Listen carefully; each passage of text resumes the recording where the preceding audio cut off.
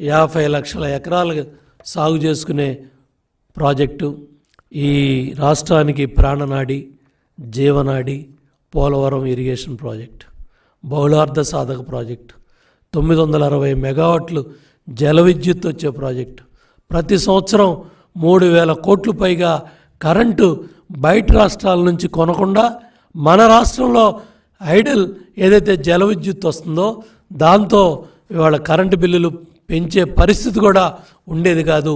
నీ మూర్ఖత్వం వల్ల ఇవాళ 2019-20లో అవ్వాల్సిన పోలవరం ఇరిగేషన్ ప్రాజెక్టు 20 కల్లా పూర్తి చేస్తామని ఏజెన్సీలు మొత్తుకున్నాయి. 22 కల్లా జల విద్యుత్ పవర్ ప్రాజెక్ట్ ఇస్తామంటే దాన్ని నాశనం చేశావు. ఇవాళ పోలవరాన్ని గోదావరి నీటిలో ముంచేసి ఇన్ని కబుర్లు చెప్పావు నిర్వాసితులకి.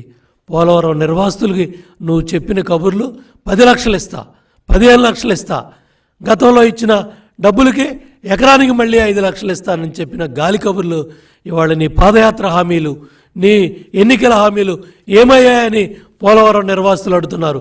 రేపు రంపచోడవరం కావచ్చు, పోలవరం కావచ్చు, ఉభయ గోదావరి జిల్లాలో రైతాంగం కావచ్చు, పోలవరం ఇరిగేషన్ ప్రాజెక్టు ద్వారా రాష్ట్రంలో అన్ని ప్రాంతాలకు కూడా ఉత్తరాంధ్ర, సుజల స్రవంతి చివరి ప్రాంతం శ్రీకాకుళం దాకా కూడా గోదావరి నీళ్ళు వెళ్ళే పరిస్థితి ఉంది.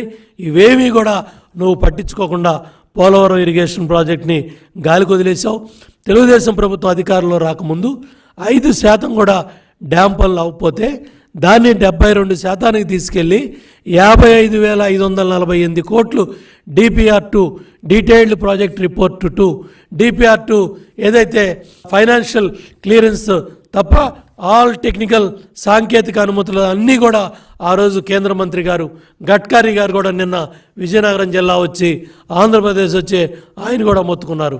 4 సార్లు నేను డ్యామ్ సైట్కి వచ్చాను. చంద్రబాబు నాయుడు గారి హయాంలో బ్రహ్మాండంగా దేశం గర్వపడే విధంగా పోలవరం డ్యామ్ పనులు మేము పరిగెత్తిస్తే ఇవాళ జగన్మోహన్ రెడ్డి నిర్లక్ష్యం వల్ల, జగన్మోహన్ రెడ్డి మూర్ఖత్వం వల్ల ఆ ప్రాజెక్టు పనులన్నీ కూడా కొట్టుకుపోయాయి. ఆ పోలవరం డ్యామ్ని మరి గోదావరి నీటిలో ముంచేసి పోలవరం నిర్వాసితుల్ని గాలికి వదిలేశారు. ఇవన్నీ కూడా నిన్న కేంద్ర ఇరిగేషన్ మంత్రిగా పనిచేసిన, జలవనరుల శాఖ మంత్రిగా పనిచేసిన గడ్కరీ గారు కూడా పోలవరం డ్యామ్ గురించి మాట్లాడటం జరిగింది. తెలుగుదేశం ప్రభుత్వంలో 11,537 కోట్లు పనులు చేశాం. ఇవాళ నీకు కేంద్రం ఇచ్చిన 8,240 కోట్లలో కూడా 2,415 కోట్లు నిర్వాసితులకు డబ్బులు కట్టకుండా, పోలవరం నిర్వాసితులకి డబ్బులు ఇవ్వకుండా ఆ డబ్బుల్ని వేరే పనులకు డైవర్ట్ చేసావంటే పోలవరం ఇరిగేషన్ ప్రాజెక్టు మీద నీకేం శ్రద్ధ ఉంది, నువ్వు ఏం బాధ్యత పెట్టావని చెప్పి కూడా నేను జగన్ రెడ్డి ప్రభుత్వం డిమాండ్ చేస్తున్నాను.